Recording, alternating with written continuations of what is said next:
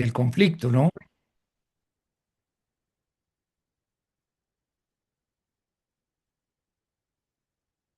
Bueno, voy a volver a compartir la diapositiva. No sé si hasta ahora tienen alguna pregunta o algún comentario.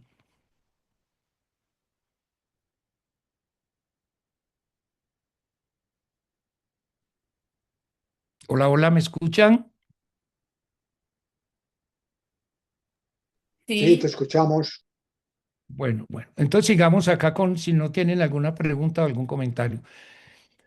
Entonces, fíjense que aquí hay una cosa muy importante, cómo se va a abordar entonces esa mirada y esa visión del personaje en el cine negro, ¿no es cierto? Bueno, entonces, aquí viene una cosa, hemos hablado de esa visión del personaje, ¿no? Y ahora vamos a de pronto a poner un ejemplo, otra característica, entonces ya hablamos de la narración fragmentada. Vamos a hablar de otro elemento esencial que va a tener una transformación en la interpretación del cine y es el director como autor. Ya creo que Orlando Mora, y aquí hemos hablado, Orlando Mora puso en contexto cómo en la cinematografía francesa en los años 50, con la generación de estos directores que luego se convirtieron en los directores de ese movimiento cinematográfico que surgió a finales de los años 50, que se denomina la nueva ola, apareció una interpretación esencial e importante para entender el sentido del cine desde el ámbito de algo que es clave en el hacer. Es decir, la interpretación de este cine tiene que ver con el concepto, la idea de que en el proceso creativo de la realización de una película, probablemente en ese proceso, el aspecto más importante es el momento de la realización cinematográfica. Es decir, desde el ámbito creativo, el momento en que surge todos esos elementos que no son una técnica ni una metodología, pero sí tienen que ver en cómo se realiza la película, pero sobre todo en cómo se narra la película y sobre todo cómo se cuenta. Y eso tiene que ver con el concepto de la puesta en escena. Es decir, el proceso de la realización de la película pone como centro que una de las funciones esenciales del director es la puesta en escena. Y ahí surge este pensamiento de que la puesta en escena refleja un estilo, refleja una manera de abordar lo que podríamos denominar la puesta en cámara, la dirección de actores, pero también la percepción de ese mundo y ese universo que se cuenta. Entonces aquí surge ese concepto del director como un autor. Esta es una cita que en un momento dado dice François Truffaut cuando se relaciona un poco con sus historias. Él dice, y aquí viene desde el ámbito de lo personal autoral, no puedo contar una historia con la que no me identifico. Necesito que las circunstancias me sean familiares. Es mi criterio de trabajo. Trabajo mucho con material de la vida real. Es difícil medir las proporciones. Digamos un 20% es autobiográfico, un 20% lo saco de la prensa, un 20% de la vida de gente que conozco y solo un 20% es ficción pura. O sea, la ficción hay poco. Necesito la experiencia de la vida real. Esto es muy importante porque, claro, aquí hay ya una revolución y una transformación desde el concepto de la puesta en escena. Digamos que hay una contraposición a ese concepto que de alguna manera era un imperativo en ese cine clásico de Hollywood. Y ese concepto de imperativo en el cine clásico de Hollywood tiene que ver un poco como con el artificio.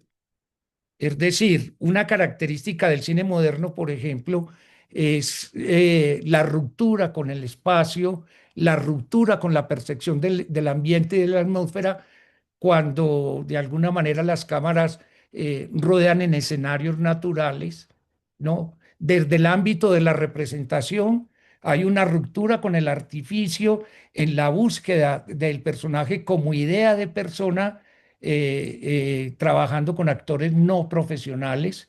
Es una característica también de ese cine moderno. En ese sentido, hay una búsqueda de la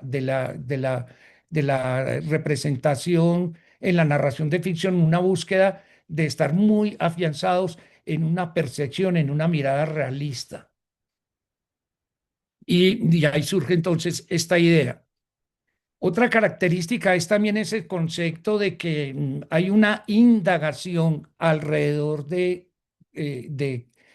cómo se está contando esa historia, y es lo que podríamos llamar el metacine, es decir, el cine dentro del cine.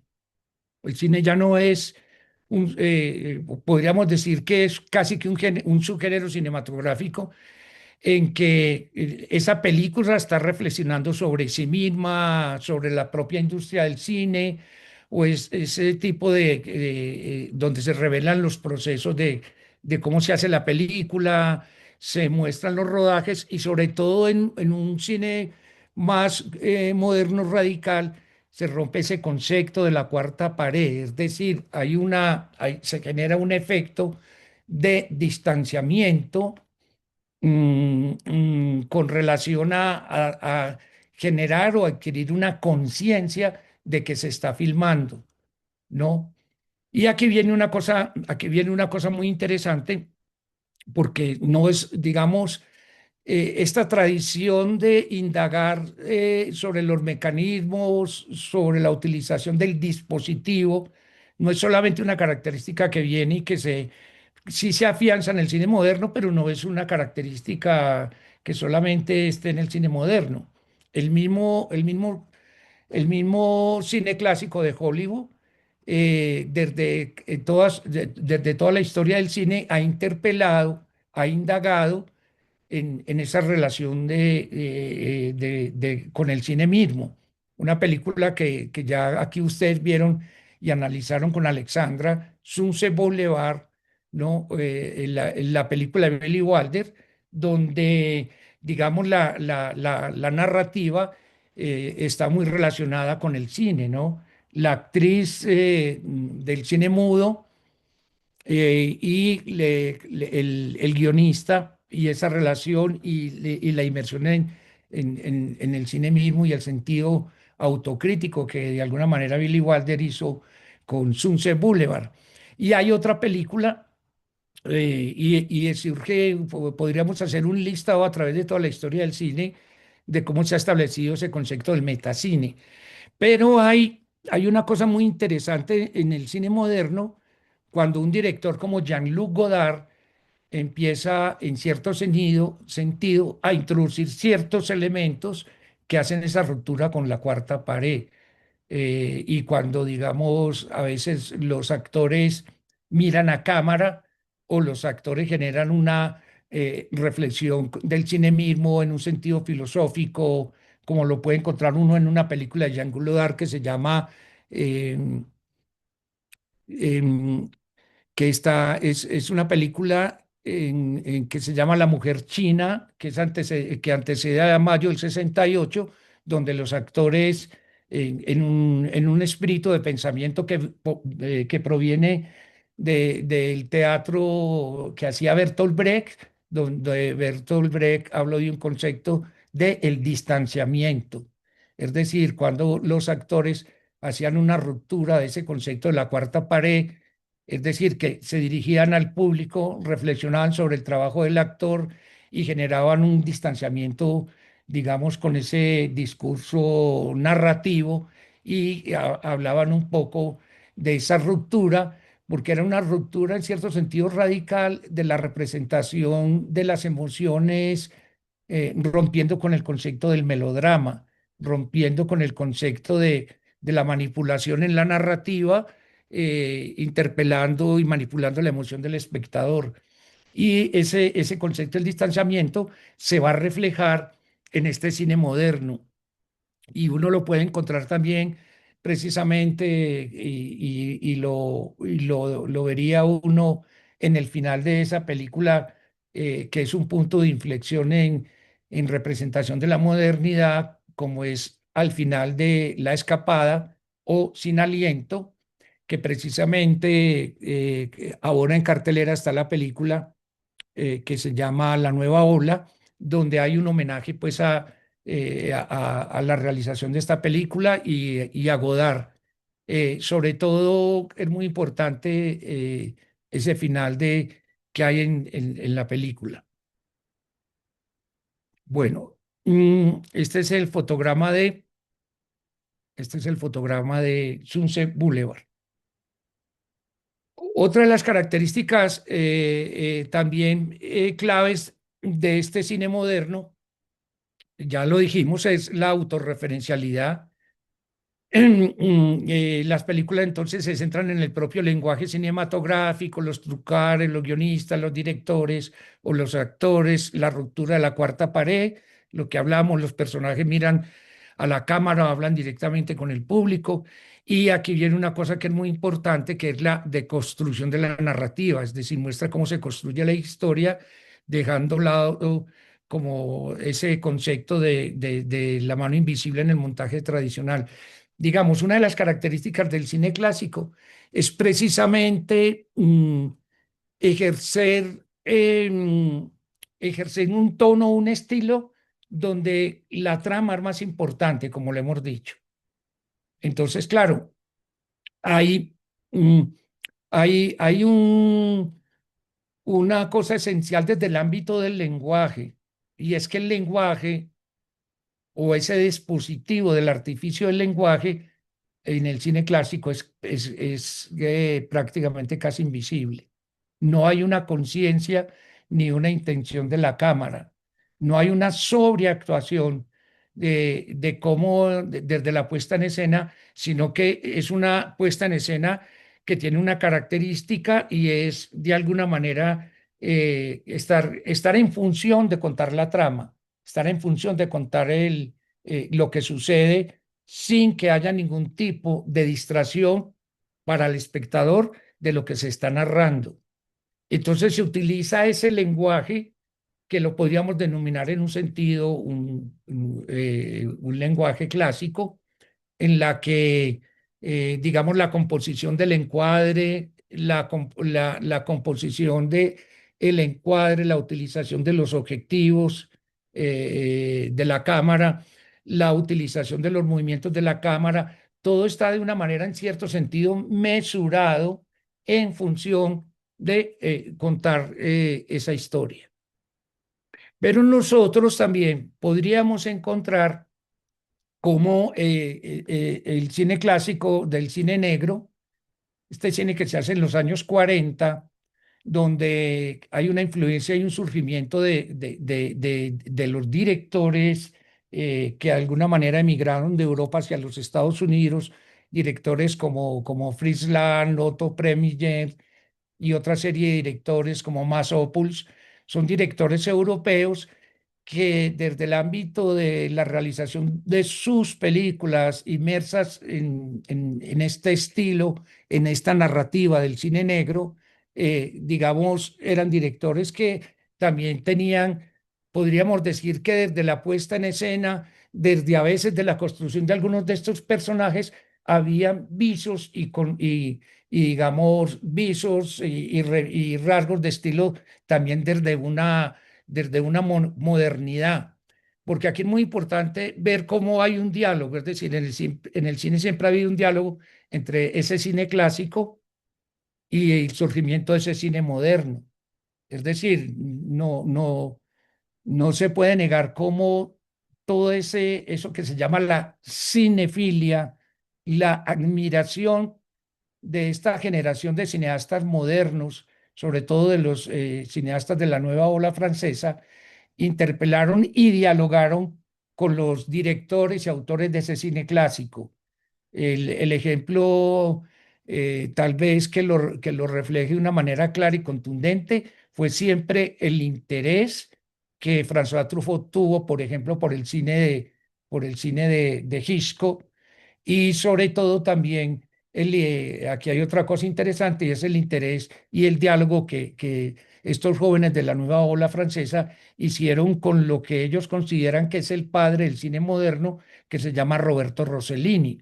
Entonces hay un diálogo permanente, hay una interacción y una influencia, como lo vimos en el cine de Jean-Pierre Melville, con ese cine norteamericano, pero también una admiración, una reinterpretación de esas películas desde el concepto del autor y de la puesta en escena, que es esa gran influencia que va a tener ese cine norteamericano en estos cineastas, en esa percepción de la reinterpretación que se hace de ese cine clásico del film noir.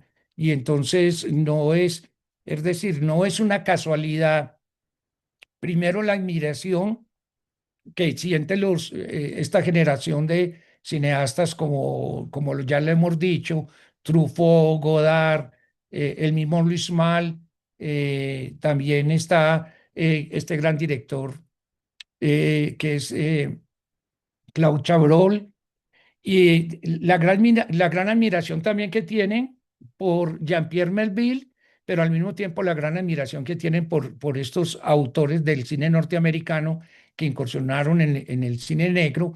Y por eso no es una casualidad que el primer largometraje de Jean-Luc Godard, que se llama Sin Aliento, en el cual, como les digo, está la película ahora en cartelera de la nueva ola, es en cierto sentido una reinterpretación del film negro, es decir, el film noir norteamericano es una reinterpretación imponiendo estas características de cine moderno, como es esta película, que podemos hablar de ciertas características también que pueden estar ahí reflejando esa modernidad en la ruptura de la causalidad que, por ejemplo, en cierto sentido construye Godard, en la intervención de una manera clara de romper la linealidad a través de eso que se llaman los jump cuts, es decir, el corte directo y donde hay una fragmentación también de la acción,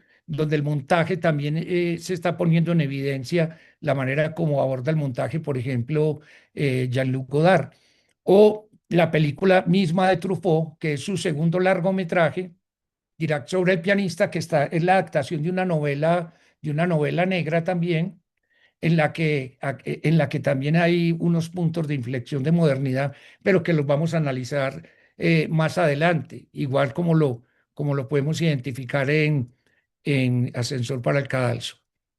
Este concepto del realismo es absolutamente muy importante para entender un poco cómo desde el ámbito de la representación y la percepción en la puesta en escena habla de ese concepto de realidad. Esta cita de Rossellini creo que es muy clara. El cine no debe embellecer la realidad, debe revelarla sin piedad.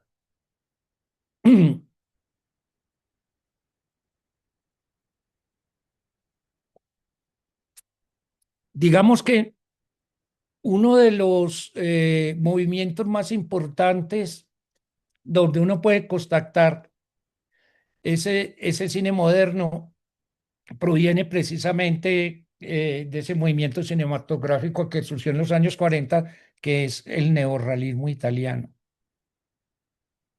Hay un dato interesante para entender ese vínculo también de la novela negra, digamos, como fuente en, y el vínculo con el neorrealismo italiano, con el realismo, como es el caso de la película de Obsesión de Luchino Visconti, que adapta El cartero siempre llama dos veces, esa novela emblemática y referencial, en la cual nosotros ya le dedicamos pues un seminario el año pasado, donde interpelábamos o hablamos de adaptación para tratar de indagar qué es ese mecanismo de la adaptación la adaptación de un libro, pero también hablábamos de lo que era un movimiento cinematográfico, lo que era un estilo y lo que era un género cinematográfico. Y entonces es una cosa muy interesante porque O Secciones de Luchino Visconti, que es una película del año 43 que adapta una novela de la literatura negra, que lo hace inclusive sin pagar los derechos de autor. Es una película en la que desde el ámbito de la puesta en escena, desde el ámbito de la representación de la criminalidad, es una película que está más inmersa en el concepto de lo real, en el concepto del realismo, y por eso la película, algunos historiadores la consideran como una película precursora del neorrealismo italiano. Y es una película que también se centra obviamente en el crimen, pero no lo hace utilizando los códigos de representación de ese cine clásico de Hollywood, sino que lo hace también de una manera en que hay una relativa libertad de Visconti. Digo relativa libertad porque también Visconti tuvo que enfrentar la censura. Entonces, es esa presencia de lo real es precisamente como en el caso que refleja en el cine de Jean-Pierre Melville, que se refleja un poco también en la intencionalidad que hay en Ascensor para el Cadalso, donde la película de Luis Mal, que en cierto sentido es su ópera prima, la hace cuando tiene 24 años. Hay una intencionalidad que uno podría decir en esa influencia del realismo, y es el hecho de que Luis Mal hace la película utilizando un tipo de fotografía y un tipo de película en la que trata de no utilizar luces ni crear todo el parámetro del artificio en la representación y rueda en ese París real, en ese París que se recorre a través del personaje de Jean Moreau, donde prácticamente antes de que se hiciera el final de la escapada de la de Godard, ya Luis Mal utiliza una puesta en escena en que la cámara es casi en cierto sentido documental, porque la cámara prácticamente está camuflada y no está creando toda la parafernalia de los parámetros de cerrar calles, de iluminar calles, sino que hay un sentido muy realista en esa puesta en escena, en la que, por ejemplo, también hay una característica interesante, y es que no había maquilladora, es decir, no estaba todo el parámetro de lo que puede ser la producción de una película desde el ámbito de lo industrial, sino que la misma Jean Moreau casi que ella misma se maquillaba, y había también una reinterpretación entonces de hacer una ruptura con el glamour o con esa representación estilizada que podía uno encontrar en ese cine clásico, siendo una película inmersa también en el concepto de cine negro. Bueno, y ya dijimos entonces cómo el neorrealismo es absolutamente importante, pero hay otros movimientos cinematográficos entonces. Y aquí sí, todo esto para ir cerrando este concepto de lo real, que es muy interesante también en la interpretación del film noir como un film que indaga también desde el ámbito de lo social. Con el neorrealismo nos vimos, de entre comillas, desde fuera, de modo despejado, casi con descuido, castigando con ese descuido todas nuestras ambiciones creativas.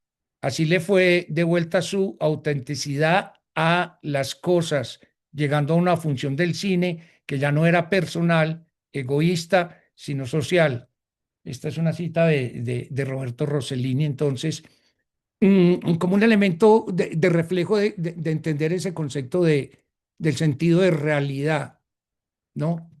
Y aquí hay una cosa muy interesante, digamos, con Rossellini, porque si ustedes leen las entrevistas de Rossellini, cuando habla del concepto del neorrealismo y cuando habla del concepto digamos, de esa interpretación de lo real, uno podría encontrar que hay dos vertientes de pensamiento alrededor del neorrealismo italiano, reflejadas en directores como Luchino Visconti y reflejadas también desde el propósito del cine de Rossellini.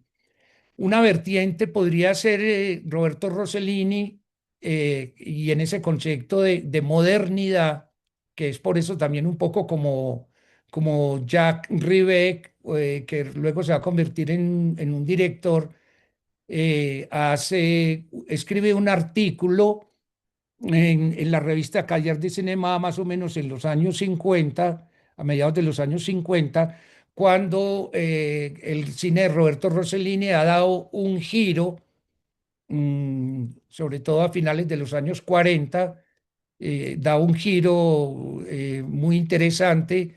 Ese cine neorrealista de Rossellini da un giro digamos, a contar historias muy inmersas, ya no solo en lo que podríamos denominar una dramaturgia de la vida cotidiana, que es una característica interesante en el neorrealismo italiano, porque si ustedes ven la película Obsesione, que está basada en una novela negra, la película está narrada en eso que podríamos decir que es un reflejo de la modernidad desde el ámbito de las historias que se cuentan, de cómo se cuentan esas historias, que la podríamos explorar llamándola como una dramaturgia de la vida cotidiana. Una película como El ladrón de bicicletas hay situaciones, mejor dicho, hay drama y hay vida cotidiana. Es decir, la representación, eso que hablamos desde la puesta en escena, empieza a ser un elemento importante en la configuración y en la composición de las historias. Hay una vertiente, tanto en el cine de Visconti como en el cine de Rossellini, que se centran en una característica importante de la modernidad, y es decir, la humanidad, la mirada humanista de poner a los personajes como el centro de las historias y sobre todo indagar desde el ámbito de quién es ese otro, quién es el otro, y ese otro que es el protagonista de las historias en una idea de persona está muy cercana a una percepción de lo real, es decir, las personas, la idea de personaje en el cine moderno, como ya lo hemos dicho, está muy cercano a una idea de persona que va a tener un nivel de complejidad mucho más profundo, en que la construcción de la causalidad no está dada simplemente porque el personaje está al servicio de lograr un objetivo, de tener una meta dentro de la historia, sino un nivel de complejidad que podríamos denominarlo también personajes que dialogan consigo mismos desde el ámbito de lo que podríamos denominar un conflicto interno. Y en ese concepto de la visión humanista, hay una visión humanista cristiana profunda en una búsqueda de espiritualidad, como la podemos encontrar en el cine de Rossellini. La sensibilidad de la mirada al otro, de indagar sobre el sentido complejo del ser y de la persona, lo encontramos entonces en ese cine de Rossellini, que va a tener una variación en los años 50 a trabajar historias muy desde el ámbito de las relaciones de pareja, desde cómo hay una interpelación de lo social con lo personal, cómo hay una afección del entorno ligado también al problema esencial de la existencia. Y esa influencia de Rossellini se va a reflejar también en otros directores como Antonioni, como también lo podemos encontrar en la nueva ola francesa.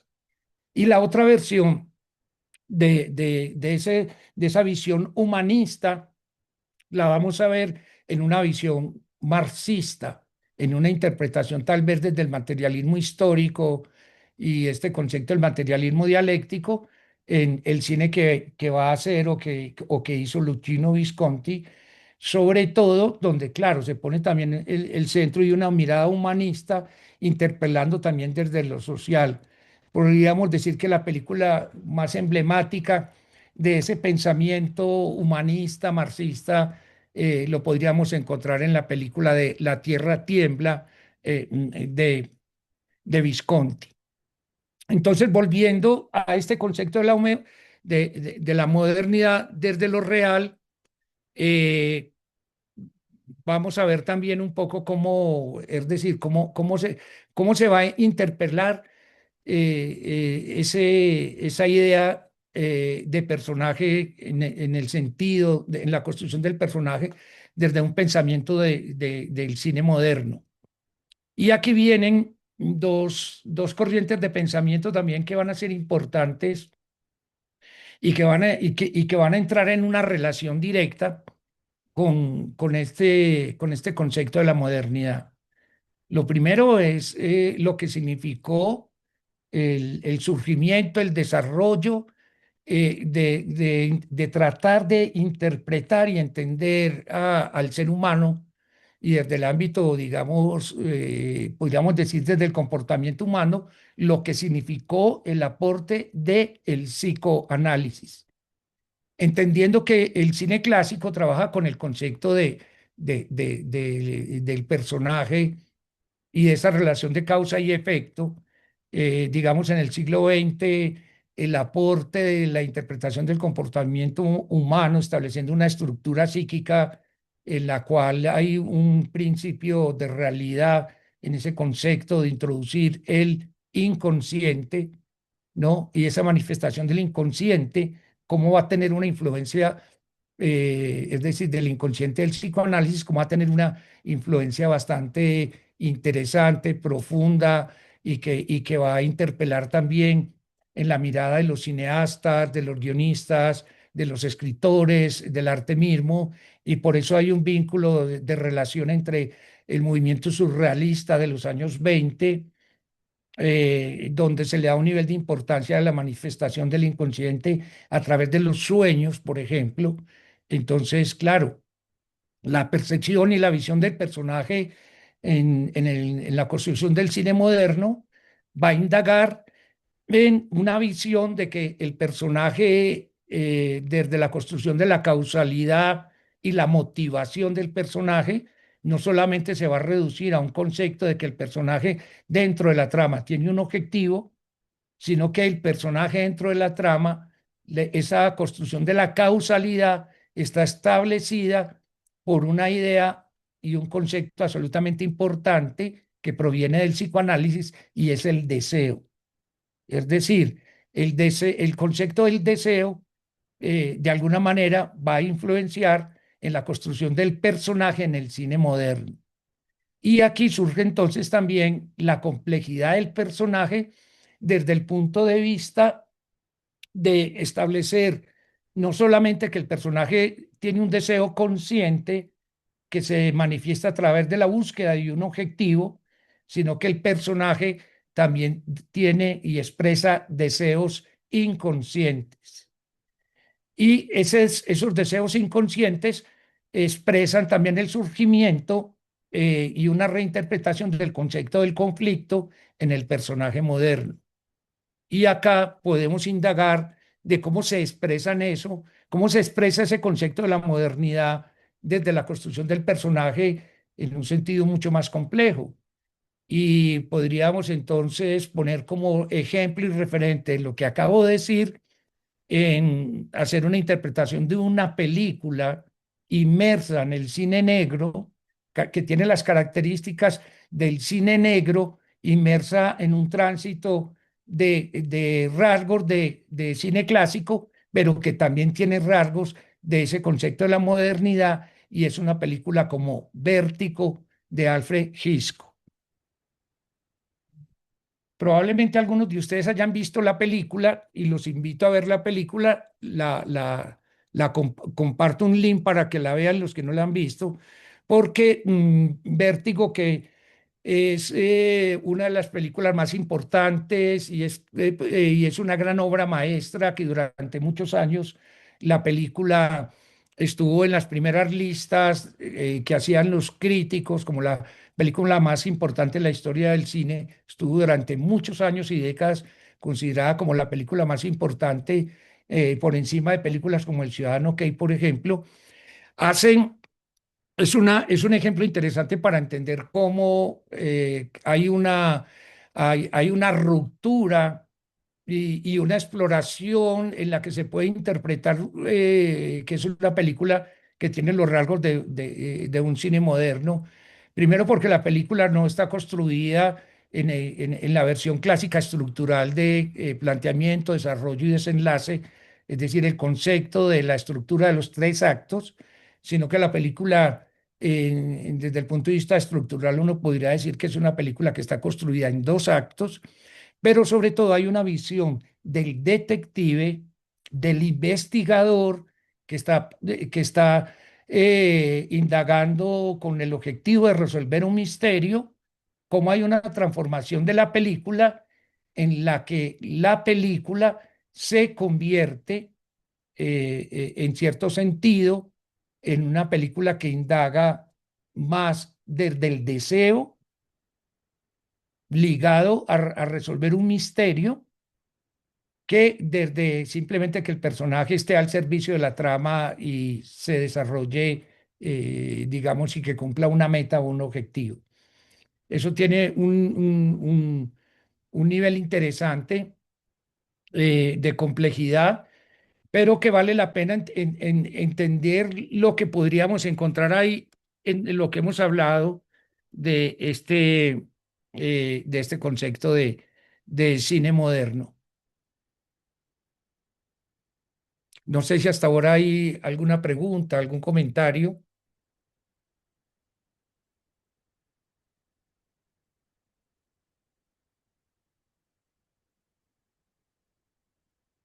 Voy a dejar de compartir.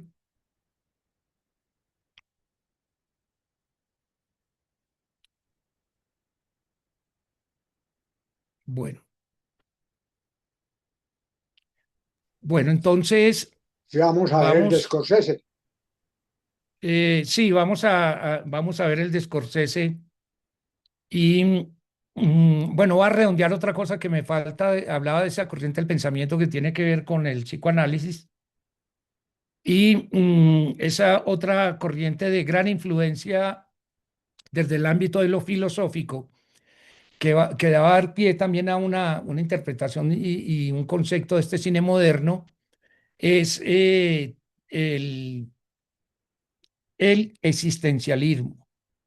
Es decir, como en los años 40 también hay un movimiento intelectual de pensamiento reflejado en Albert Camus, en Jean-Paul Sartre, en Simone de Beauvoir y otros intelectuales, donde se generó una corriente de pensamiento muy fundamentada en el existencialismo y eso generó también esa presencia en la construcción de los personajes en el cine moderno.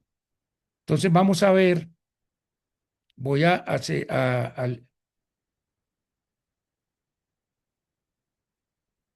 buscar acá lo que les quería compartir. Vamos a ver si ahora me lo deja hacer.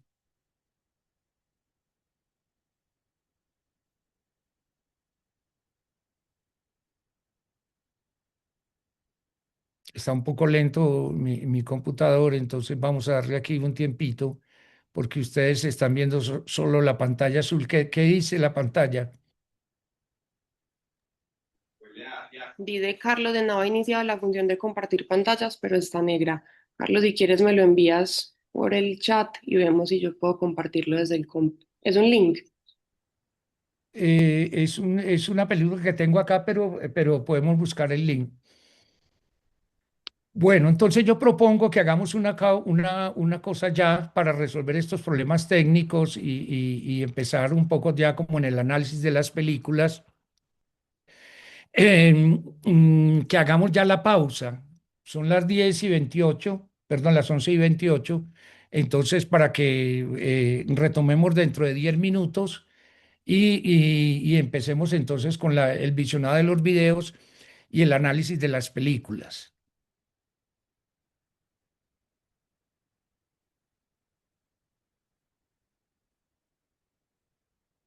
Bueno, ¿qué tal? ¿Algún comentario, alguna pregunta? No sé cuántas películas de las que menciona Martin Scorsese ustedes las hayan visto, pero todas están a disposición para quien no las haya visto y las quiera ver. Están referenciadas también en el aula virtual.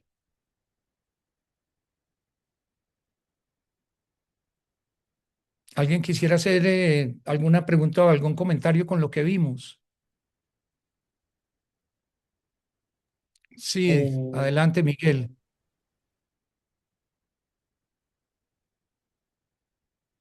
Adelante, Miguel.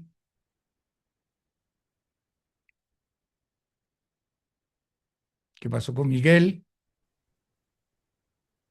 Tiene el O micrófono apagado, Osmar. seguro. Ok. Miguel, activa el micrófono y enseguida le damos la palabra a Osmar. Bueno. Entonces dale Osmar mientras Miguel soluciona lo del micrófono. Sí, Adelante, Osmar. sí, respecto a estos títulos que mencionas por CF, los relacioné mucho precisamente con las películas que teníamos para la sesión de hoy, en el sentido de que los personajes son perseguidos y atormentados por un pasado que últimamente, pues que sí, al final siempre les llega al pianista por su familia Ajá. y al exmilitar, pues por todo lo que lleva desde la guerra. Sí. Es muy interesante tu acotación porque fíjate que aquí hay una cosa interesante. O sea, una de las características también en la construcción del personaje, digamos, tanto en el cine clásico como en el cine moderno, porque podríamos decir que también en el cine clásico hay una influencia, llamémoslo en cierto sentido, del psicoanálisis, porque, es decir, porque el personaje, como en el caso del pianista, pues ha vivido una situación y una experiencia traumática que hace parte de su pasado. Y esa digresión interesante que construye Truffaut, porque se permite como esa licencia de hacer la ruptura y fragmentar el relato y crear ese bloque de flashback cuando nos enteramos un poco el origen de lo que es el personaje en ese tiempo presente. Y creo que un rasgo interesante es que siempre desde el ámbito del personaje hay un pasado, es decir, pesa mucho el pasado. El pasado se convierte en un elemento interesante y a veces tiene que ver con una experiencia traumática de un momento determinado en una relación de amor, o hay una película que se llama Almas en Suplicio, que es la historia de un sicario donde de alguna manera hay una construcción, si bien no lo vemos como en el pasado, pero es alguien que ha tenido una experiencia traumática también desde su infancia y un desafecto que de alguna manera en ese presente está tratando de justificar al personaje. Entonces, pesa mucho eso, es decir, pesa una construcción del pasado siempre en el personaje, en el que puede estar muy ligado a experiencias traumáticas. Bueno, entonces, Osmar, adelante. Activa el micrófono, Osmar. No, yo ya intervine, seguía el otro compañero. Sí. Bueno, no sé si ya Miguel solucionó lo del micrófono.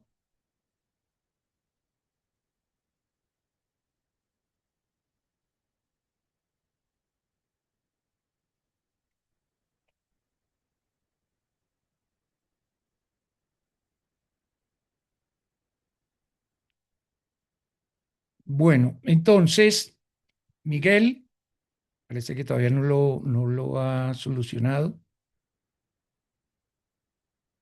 Bueno, bueno, la pregunta es, por favor, pueden alzar la mano, decir en el chat o abrir su micrófono.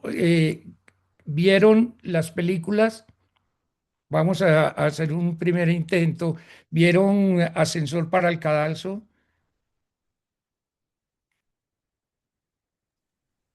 Sí, Sí, Bueno, ¿cómo te pareció Gloria? ¿Qué percepción te dio la película o si la habías visto antes? sí, sí, la había visto antes varias veces. Eh, pues es una joyita del cine. Pues básicamente ese personaje femenino pues que interpreta Jean Moreau es como entrañable para mí. Es como la típica anti-femme fatal.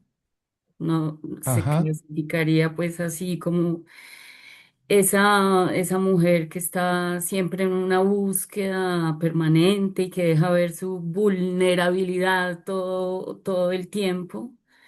Y pues claramente el ambiente y la música de Miles Davis hace que la película pues sea muy impactante. Creo que pues sí, eso es un plus increíble en esta película, pues más allá de todos los ingredientes de cine negro que pueda tener. sí, sí. Digamos, sí, claro, que hay una cosa muy importante con la música que lo vamos a ver, porque la música fue casi también hecha muy en un sentido de improvisación. Existe un material que de pronto lo vemos enseguida, donde está y habla de la composición musical. Miles Davis, que estaba en ese momento en, eh, en París tocando, estaba de gira y bueno, el productor se lo presentó. Pero ahí hay una cosa bien interesante, yo creo que es una cosa bien interesante como rasgo de estilo en la película, y es el hecho de lo que significaba en cierto sentido para esta generación y sobre todo para un director tan interesantemente complejo y de un pensamiento muy moderno. Es en cierto sentido que no existe ese yugo de digamos, de la censura, y se construye unos personajes en que su cuestionamiento no está dada por la moral. Es decir, da una sensación de amoralidad en tanto que no hay una reflexión ni hay un prejuicio en cierto sentido de ver un poco cómo le indaga o le cuestiona al personaje de Jean Moreau el hecho de tomar esa decisión al comienzo de la película con, digamos, con este sentido de cuestionarse o no matar a su esposo, pues propiciar matar a su esposo. No sé si alguien quiera dar un comentario. ¿Cómo la leíste? ¿Cómo la leíste, Alfredo? Me parecería interesante escuchar tu opinión. Sí, en esa misma dirección en que estás diciendo, realmente la manera como ella, solamente por una razón de amor, digamos, según lo que podía sentir por un lado y de odio por el otro con el esposo, pues hacen esa decisión. O sea que ahí ya lo que plantea después de cierta moralidad, pues se ve claramente. Pero por otro lado también en todos los personajes hay algo de esa especie de relación con el mal de una manera muy fácil, muy gratuita. Por ejemplo, la de la pareja joven.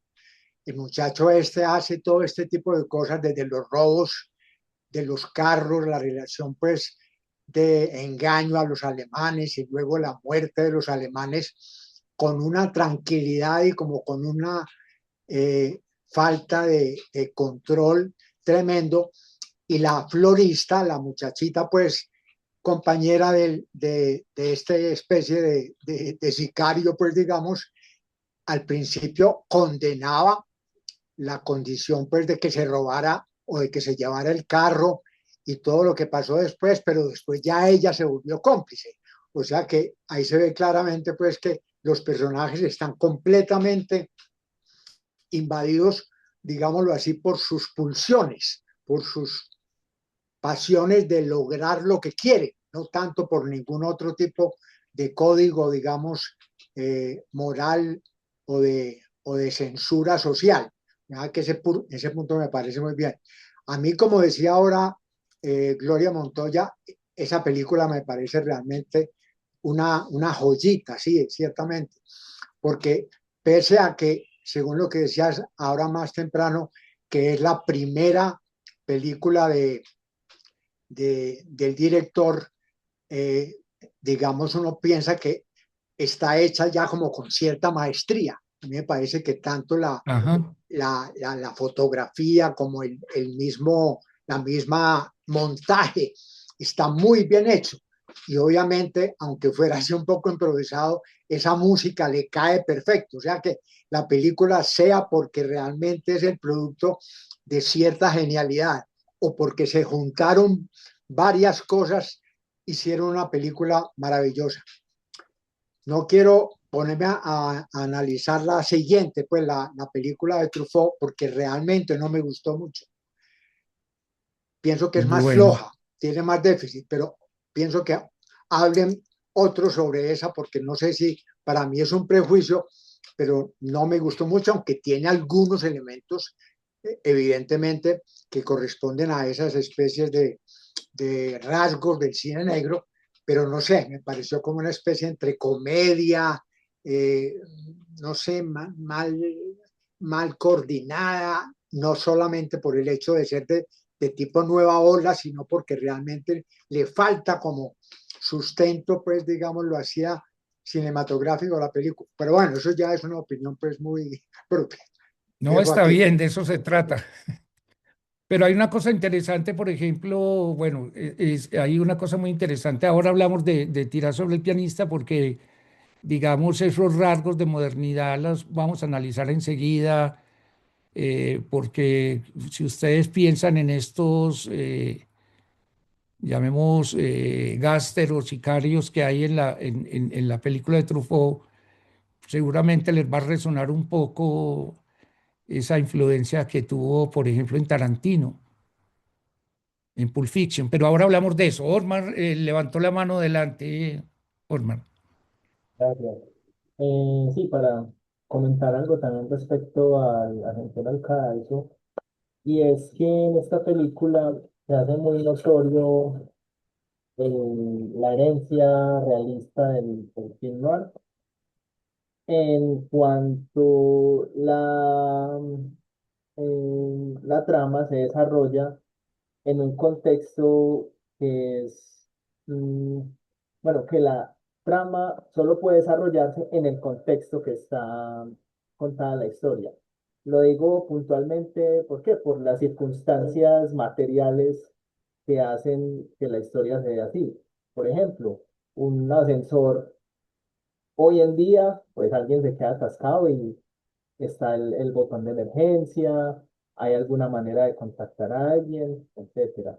El testimonio, ¿cierto? Que, por ejemplo, esa es una de las trabas de la policía, como que está seguro que él estaba en el motel.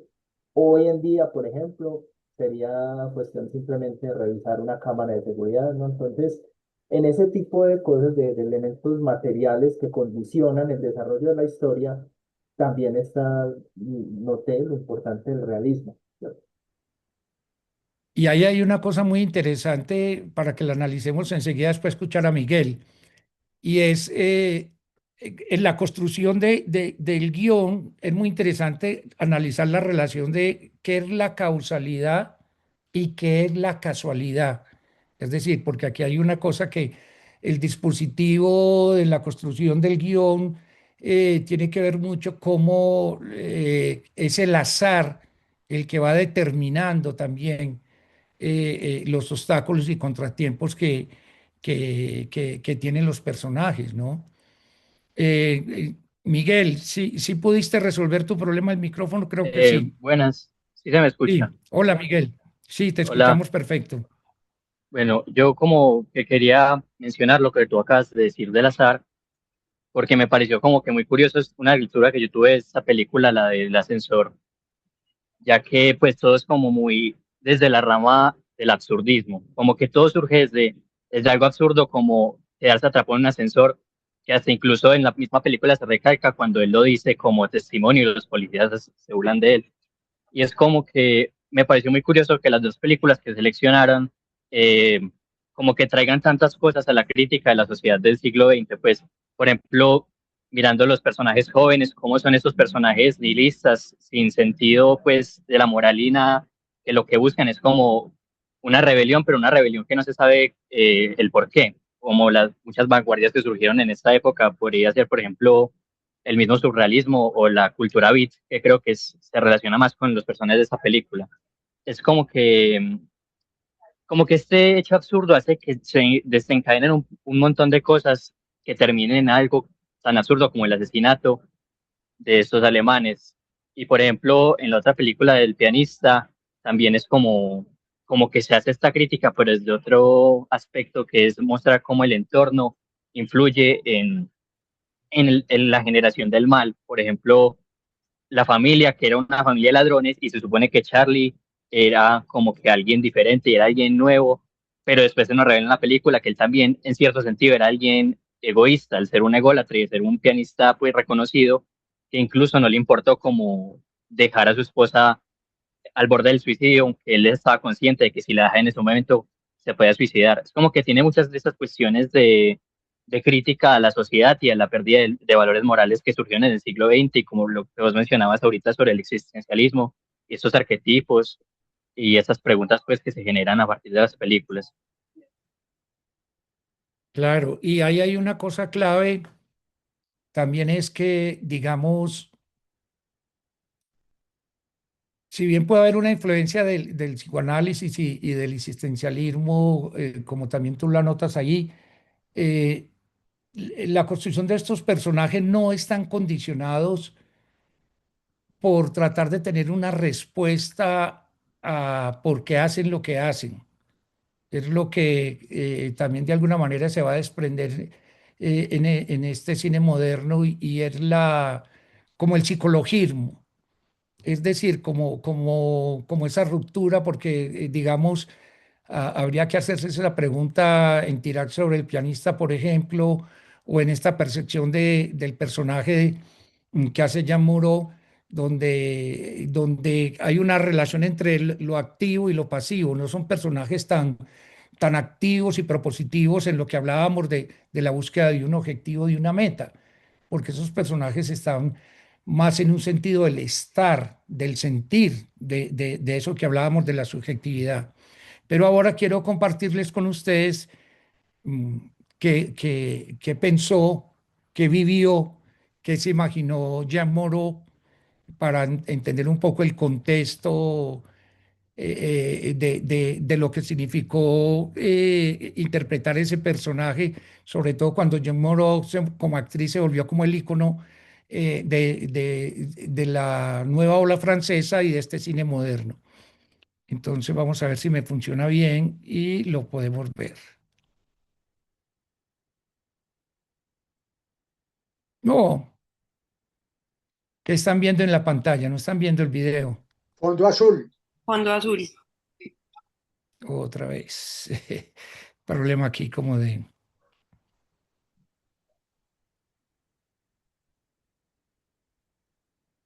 Problema de las pantallas, pero bueno, vamos a ver si lo deja. Ahora sí no, o tampoco. No, fondo negro con el avisito. Vamos a ver si aquí no lo deja ya cambiar y lo muestra.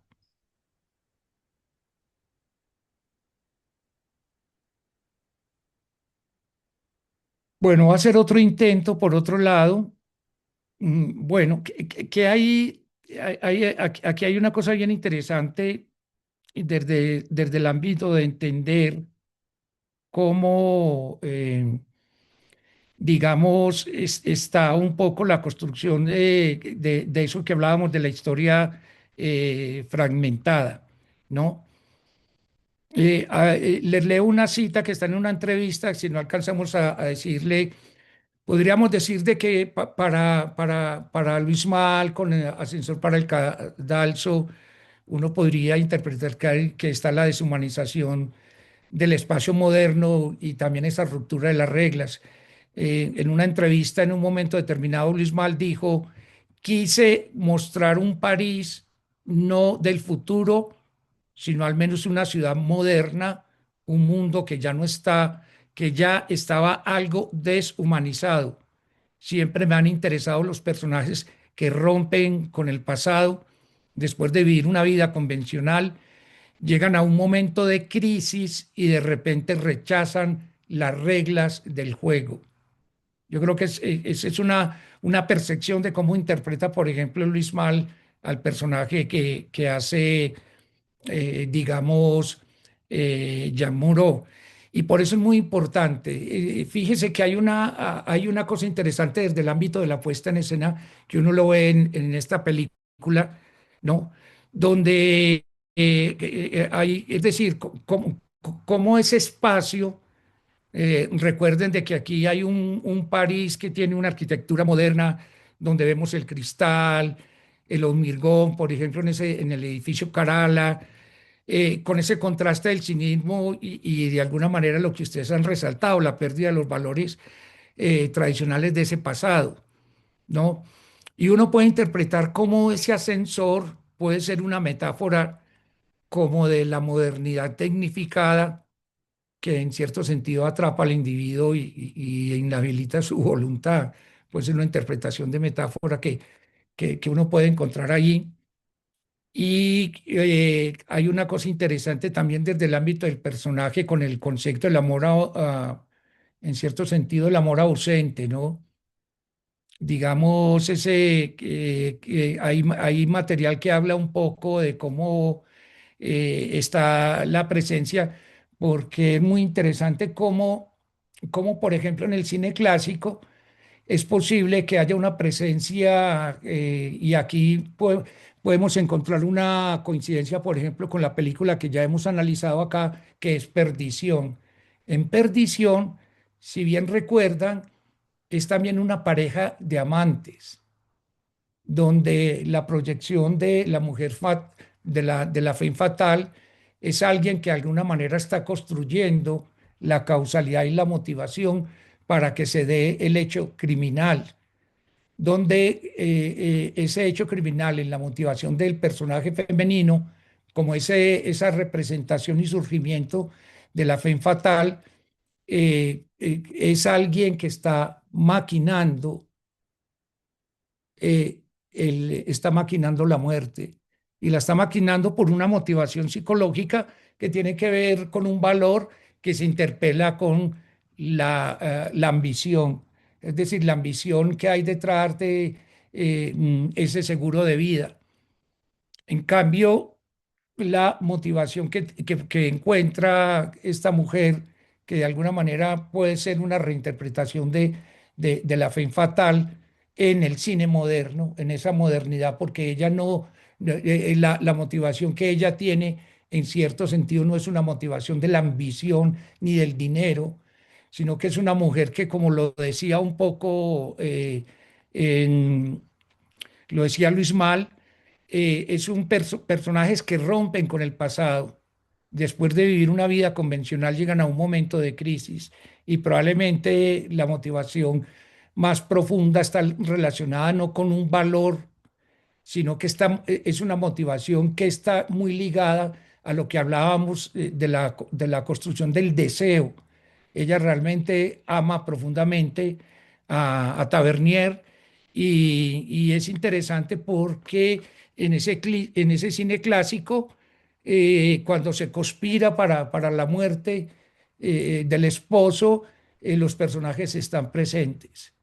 Aquí es muy interesante porque en la película nunca los vemos a ellos juntos. solo hay un vínculo al comienzo con esa conversación telefónica y luego vemos que no hay no los volvemos a ver juntos, jamás los vemos juntos en la película. Y es una cosa bien interesante porque eso también es decir, cómo se instala el personaje en la subjetividad que hablábamos, ¿no? En que hay una motivación que está muy ligada más probablemente a un deseo profundo y en ese sentido, los personajes, digamos, están construidos, los otros personajes, como esta pareja de chicos, están construidos probablemente desde otra visión, como puede ser el caso en cierto sentido, sí, de lo que la chica sueña, la fascinación por ese objeto que es el auto, las carencias que de alguna manera tiene este chico, esa marginalidad que hay que los lleva a ese sentido de fatalidad y a ese pesimismo en cierto sentido de la manera como sucede ese asesinato, que mucho más por azar que por una convicción coherente y convincente del personaje de asumir esa actitud de ser un asesino en potencia o no. Entonces aquí, claro, aquí hay una cosa muy interesante porque ese rasgo de modernidad en esta película, en cierto sentido, es la ausencia moral que se traslada también como en un sentido de esa estética de la presencia que hay de Moreau caminando de una manera desconsolada, inmersa en una emoción porque cree que haber visto a Tavernier con otra mujer. Es un rostro despojado de ese glamour artificial entonces de la femme fatale clásica, ¿no? Y un asunto interior que yo ya les había dicho era un poco como ese monólogo interior que hay en ella, que es una expresión profunda del sentimiento y el deseo, ¿no?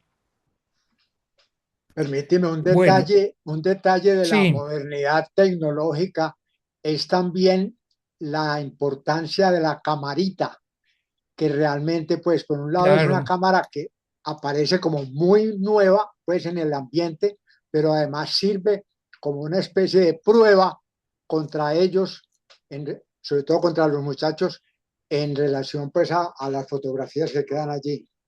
Y obviamente a la relación que tienen también la mujer y Tavernier, porque ahí están las primeras fotos de ellos, que son las que el policía prácticamente muestra de que ellos tenían una relación y que entonces en cierto sentido deben ser cómplices. ajá. Sí, entonces fíjense que, bueno, ¿cuáles son los valores inmersos que de alguna manera anteceden, ¿no es cierto?, a este tipo como de personajes. Bueno, va a ser el último intento. Sigue la pantalla en pausa. La estoy reanudando. Digo compartir. Bueno,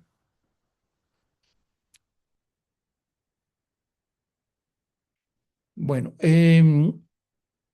Nos quedan unos 5 minutos para pasar a la película de Truffaut, pero yo creo que hay alguna cosa bien interesante también que vale acotar ahí sobre Luis Mal, que es un gran director, mm, en que en cierto sentido, digamos, él va a hacer otra película también que va a ser un punto de inflexión en este cine moderno.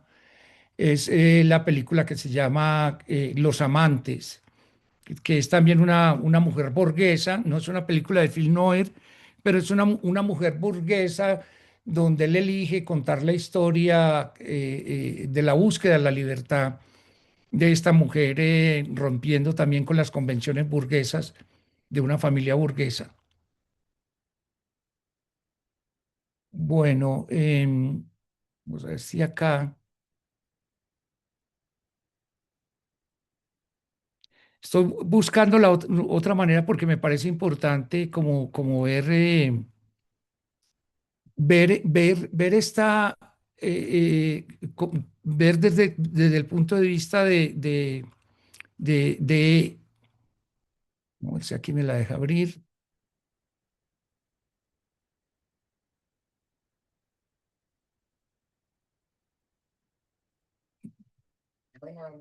Yo creo que aquí, vamos a ver.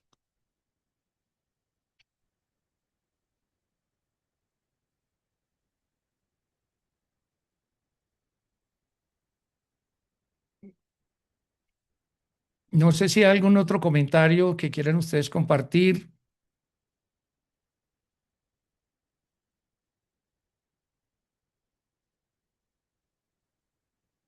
No, pero ¿por qué no me lo deja?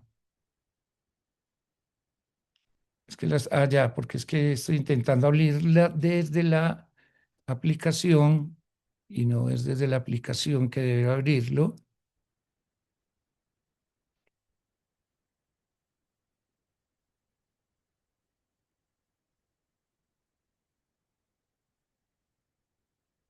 Mm,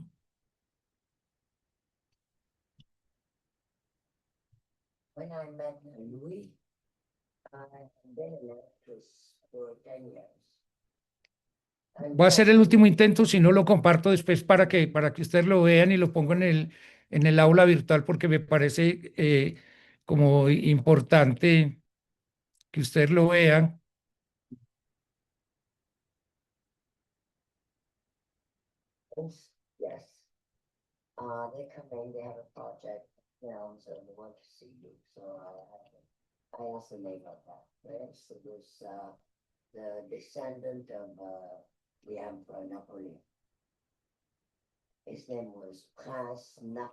Bueno, no, creo que no vamos a poder. Entonces, a conclusión llegamos un poco? Y les pregunto a ustedes, ¿les queda un poco claro como esas características de este cine moderno reflejadas en una película como Ascensor para el Cadalso? Es como la pregunta que les haría. Si está claro como esos rasgos y esas características de modernidad.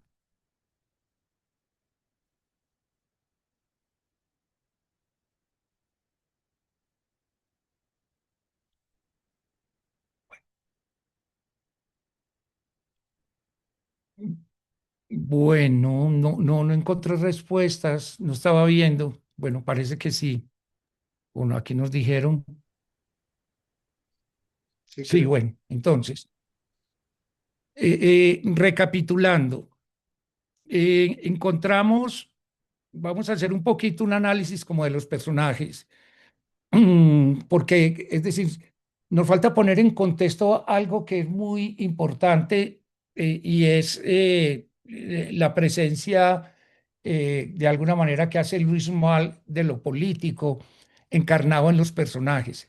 Digamos, el personaje que se llama Julian Tavernier, que es este hombre que queda atrapado digamos, que queda atrapado en el ascensor. Recuerden que él es un esparacaidista, que es veterano de las guerras coloniales, tanto de Indochina como Argelia, que es el conflicto armado complejo, difícil de Francia en los años 60 como potencia colonialista, y estaba en ese momento con dos guerras, la Indochina y la Argelia.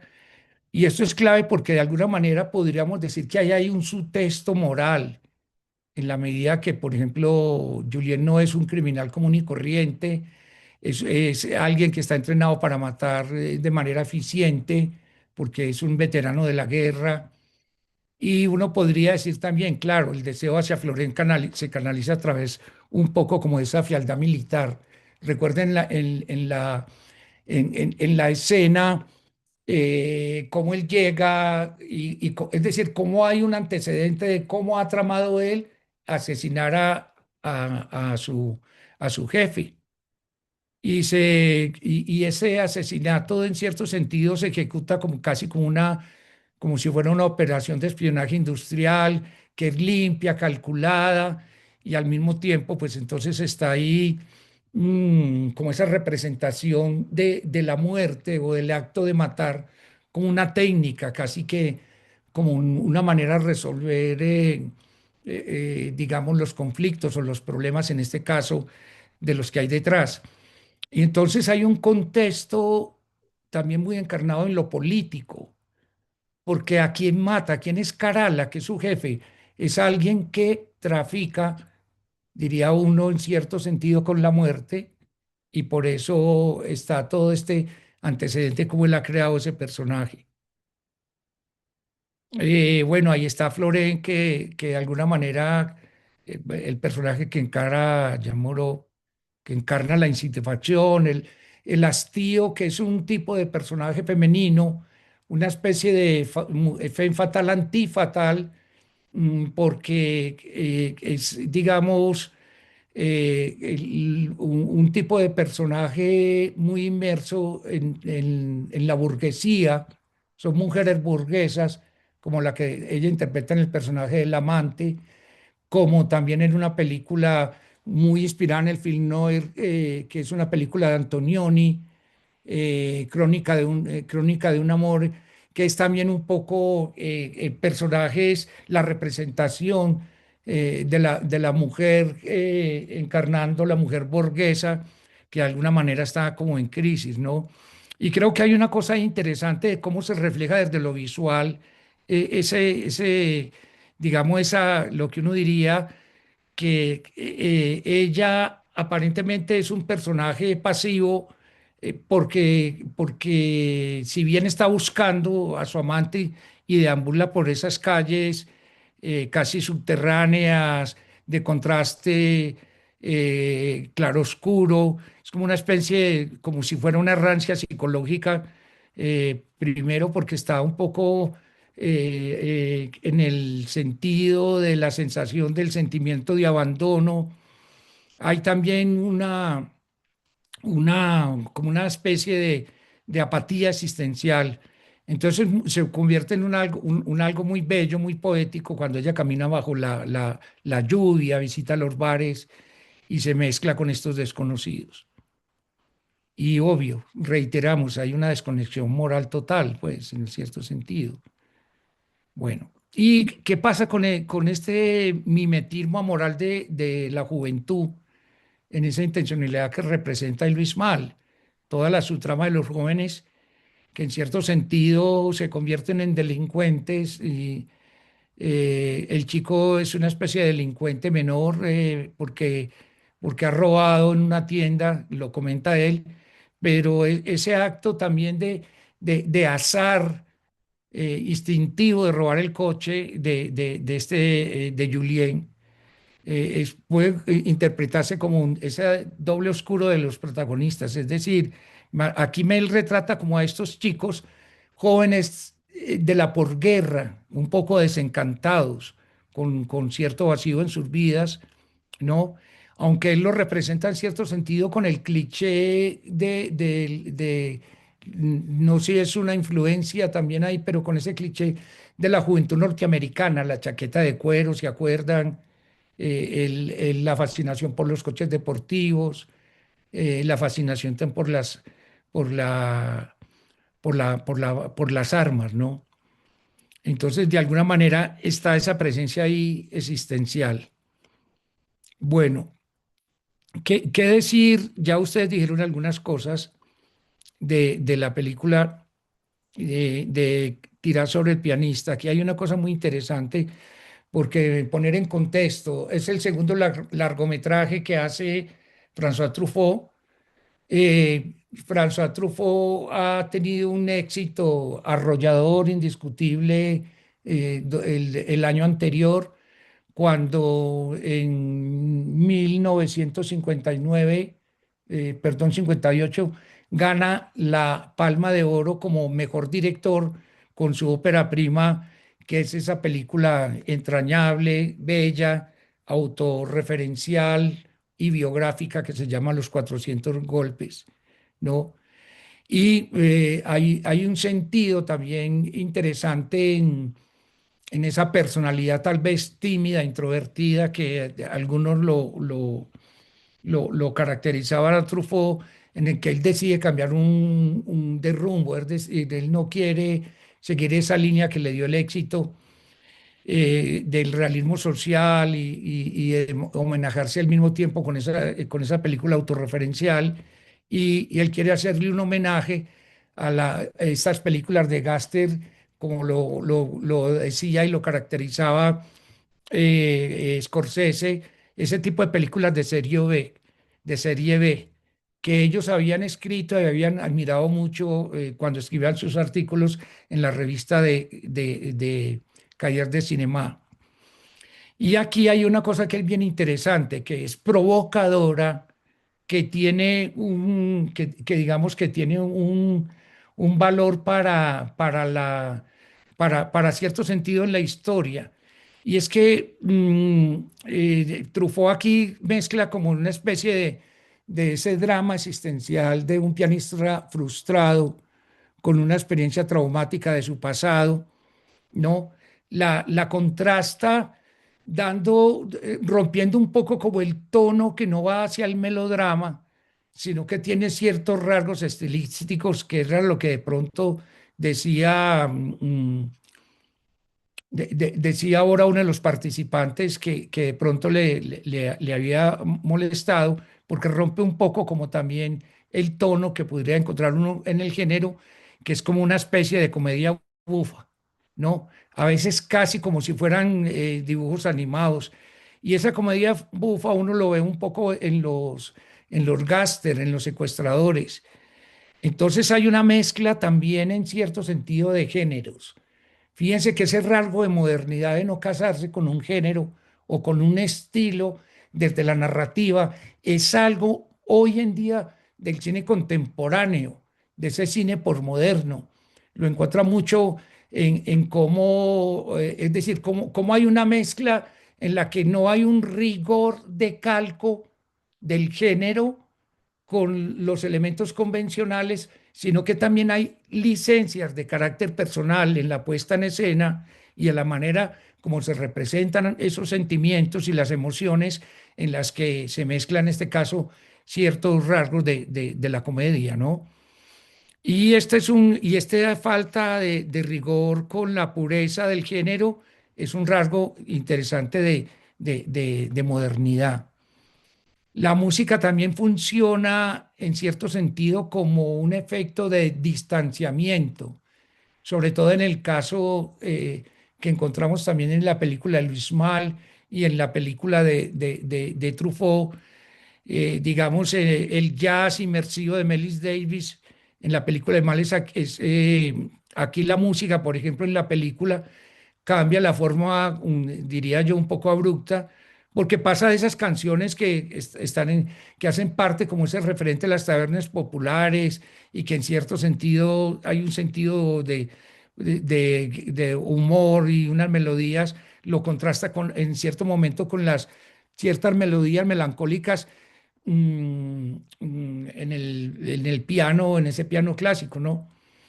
Entonces, a veces la música no acompaña la emoción de la escena, sino que subraya, en cierto sentido, podríamos decir, el artificio cinematográfico, ¿no? Y otro de ustedes comentaba algo que sí, digamos que lo podríamos denominar como ese sentido del absurdo existencial y se vuelve una especie como de parodia, eso que construye el cine clásico de la causalidad criminal. Y es muy interesante ver los gastos de la película de Truffaut, que se presentan, digamos, como personajes criminales peligrosos que persiguen al hermano del protagonista, porque la motivación que ellos tienen es la deuda de un dinero, algo característico del cine clásico, pero sin embargo, hay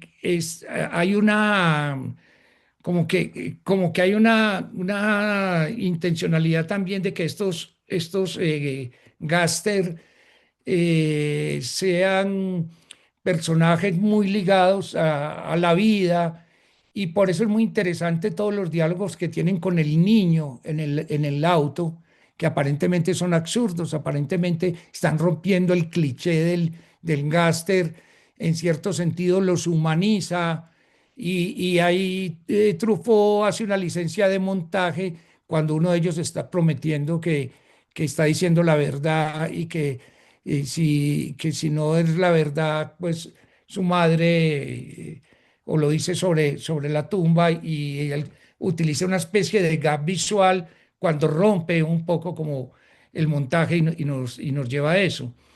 Entonces, digamos que en cierto sentido, desde la puesta en escena, este concepto de la modernidad, hay una fragmentación entonces visual, como en ese tipo de cosas. Y ya tal vez un poco Truffaut influenciado por eso que hablábamos de que hay una ruptura de eso que denominamos la cuarta pared y un poco también este concepto del montaje elíptico. Truffaut utiliza esos cortes de John Cos como montajes elípticos que a veces aceleran o frenan el tiempo donde no hay una lógica espacial, como en ese caso que hablamos. Y hay un detalle también muy interesante en la dualidad de los espacios. Uno podría encontrar que al final en la película está el bar parisino, que en cierto sentido puede representar esa sombra del pasado, porque hay un espacio cerrado, nocturno, lleno de espejos y de humo, donde, bueno, para muchos de nuestra generación, ver a Charles Aznavour como actor es una cosa bien interesante porque el cambio de nombre del personaje es en cierto sentido como si fuese una pierda, como si se pierda, es decir, hay como una pérdida de identidad donde de alguna manera se está renunciando, se está ocultando ese pasado oscuro que tiene el personaje, ¿no? Y ya viene un poco como la resolución en el final donde Truffaut los lleva a esa cabaña en la nieve. O sea, aquí rompe también ese concepto característico de rasgo en el cine clásico, que es la ciudad, que es los contrastes de los lugares oscuros. Y aquí es todo lo contrario. La muerte sucede en un paisaje rural cubierto de nieve blanca, y en cierto sentido también hay un reflejo un reflejo un poco como de ese concepto de lo negro, ¿no? Entonces, es muy interesante ver que probablemente también desde el ámbito de la estructuración de lo narrativo, de la fragmentación del relato, es muy importante analizar ese flashback, porque pareciera que ese flashback y pareciera que es una cosa bien interesante como rasgo de estilo, es como hay una especie de digresión de la continuidad de la trama cuando, digamos, se hace esa ruptura, y eso lo representa muy bien el flashback en Disparen sobre el pianista, que ocupa casi la segunda, casi todo el segundo acto. Recuerden ese flashback donde vamos a ver ese pasado traumático, oscuro del personaje, ¿no? Y hay una ruptura porque, digamos, el concepto de regresar al pasado en el ámbito del cine clásico casi siempre está muy en el imperativo de tratar de ahondar en la motivación psicológica del personaje para que en el presente uno entienda por qué el personaje hace lo que hace. En cambio, en esta característica de modernidad, en el flashback de Truffaut, es como si él hiciera una, entre comillas, digresión para meternos en otro momento de la vida del personaje que tiene una correspondencia, una experiencia traumática, en cierto sentido, a un pasado oscuro, pero cómo resuena ese pasado oscuro en el presente del personaje con lo que va a acontecer, porque hay un sentido de fatalidad que tiene que ver también con el amor, porque hay dos temas recurrentes, importantes, si ustedes analizan y desarrollan la cinematografía de François Truffaut, que está muy ligada a dos temas centrales esenciales que son la relación entre el amor y la muerte, ¿no? Entonces yo creo que es muy interesante entender el sentido que va adquiriendo, esa importancia que tiene para Truffaut, no solamente lo que cuenta, es decir, no va a ser la tarea de establecer una trama lineal, una trama de causalidad, de causa y efecto construida más en la importancia de la trama, sino las pequeñas digresiones interesantes, ¿no? Que tiene, digamos, los personajes. Entonces yo creo que ahí hay una cosa que de alguna manera es importante, entender como esa dimensionalidad y esa reinterpretación que hace el cine moderno en torno a explorar y buscar otros valores dentro de el film noir, porque ya no están dados en una causalidad psicológica de motivación, solamente el personaje buscando un objetivo, sino que se trata de establecer también un sentido y unos pilares probablemente mucho más profundos desde lo que hablamos del psicoanálisis y del existencialismo, pero al mismo tiempo transgrediendo también desde la puesta en escena una visión en la que hay una ruptura con los géneros, en la medida en que se experimenta la mezcla de géneros, y también hay una ruptura con la percepción y construcción del personaje en lo que hemos hablado de la relación, y ese imperativo con el concepto del deseo.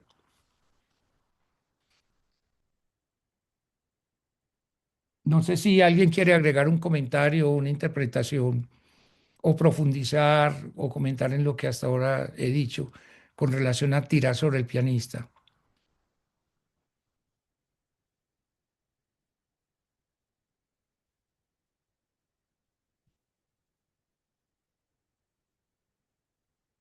Bueno,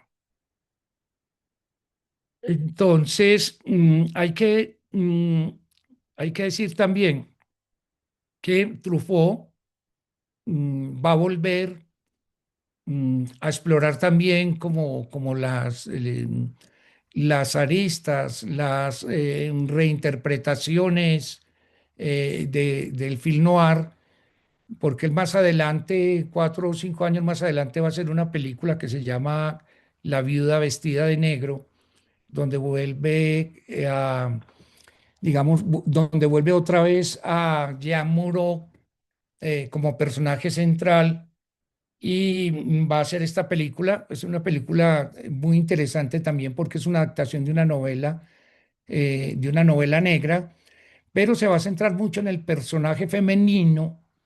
Va a construir una historia con unas características muy interesantes, episódicas, y en la que de alguna manera va a ser una reinterpretación de la Femme Fatale, y una reinterpretación de la Femme Fatale en la que en un nivel, digamos, ya de madurez, desde el punto de vista estilístico, desde el punto de vista de la manera como también ha crecido Jan Mura como actriz, y la manera como también va a trabajar este personaje, la madurez también estilística de Truffaut. Va a ser muy interesante referenciar esta película y de pronto ver la posibilidad que ustedes vean. Y la película, y la última película, él va a volver a dos películas que son muy interesantes, donde de alguna manera está inmersa también esa relación del amor y la muerte, una película muy entrañablemente sobre la pasión, que se llama La mujer de al lado, y su última película, la cinematografía, que se llama Vivamente en Domingo, que es una película que hace todo un homenaje también al cine negro, la rueda en blanco y negro, la rueda también como una trama y thriller de investigación, y se va a cerrar ese ciclo de Truffaut, que desafortunadamente murió muy joven, a los 52 años, de cáncer, y dejó una obra y una filmografía muy interesante que yo creo que vale la pena también revisarla, no solamente en estas películas del cine negro, sino en esa otra visión. Y yo voy a compartir con ustedes también en el aula virtual un documental muy interesante donde vamos a escuchar a Truffaut y a las personas que lo conocieron para ampliar un poco más esta visión del cine moderno. No sé si entonces, si no hay preguntas o comentarios, vamos entonces a ir cerrando esta sesión y y recordarles algo.